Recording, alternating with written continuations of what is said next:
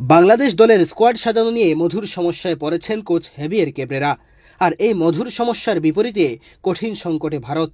তারুণ্য নির্ভর এবং তারকায় ঠাসা বাংলাদেশ দলের বিপক্ষে কোনো পরিকল্পনায় স্থির হতে পারছেন না ভারত কোচ।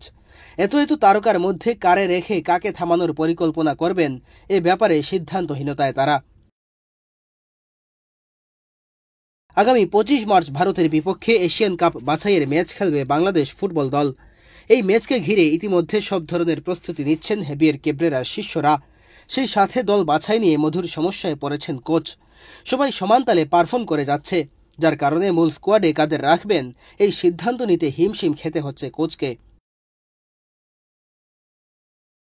বাংলাদেশ কোচ যখন মধুর সমস্যায় পড়েছেন, তখন ভারত ব্যস্ত দল গোছানো নিয়ে। বাংলাদেশ ম্যাচকে ঘিরে ভারত দলে ফিরিয়েছে সুনীল ছেত্রীকে, যে কিনা 8 মাস আগেই অবসর নিয়েছেন। অবসর ভেঙে নিজের সেরা খেলোয়াড়কে দলে ভেড়ানোই ইঙ্গিত দেয় কতটা চাপে আছে ভারত। ভারতের চাপে থাকার কারণটাও স্বাভাবিক, কারণ এই ম্যাচ দিয়ে অভিষেক হচ্ছে শেফিল্ড শিল্ডের তারকা ফুটবলার হামজা চৌধুরীর। প্রিমিয়ার লিগে খেলা এই তারকার গতি আর ক্ষিপ্রতায় ভারত যে কঠিন সমস্যায় পড়বে সেটা বলাই যায়, যার কারণে হামজাকে থামাতে সব ধরনের পথ খুঁজছে তারা। হামজার সাথে দলে যোগ দিয়েছেন ইতালিয়ান প্রবাসী ফুটবলার ফামেদুল ইসলাম। ইতালির চতুর্থ স্তরের ক্লাব অলবিয়া সেলসিয়ার হয়ে খেলা এই তরুণ ফুটবলার ইতিমধ্যে দলের সাথে সৌদি আরবে যোগ দিয়েছেন। হামজা ছাড়াও এই ফুটবলার হতে পারেন ভারতের বিপদের কারণ।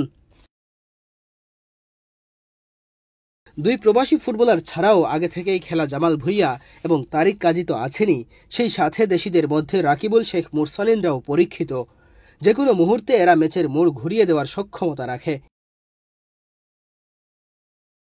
অভিজ্ঞ পারফর্মারদের পাশাপাশি তরুণদেরও দলে ভিড়িয়েছেন কোচ হেভিয়ের কেব্রেরা।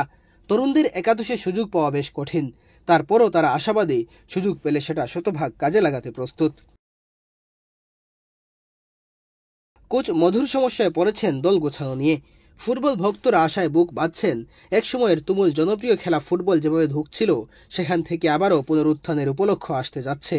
আর এই উপলক্ষকে রাঙাতে ভারত ম্যাচই হতে পারে বাংলাদেশের ফুটবলারদের জন্য প্রথম অ্যাসাইনমেন্ট।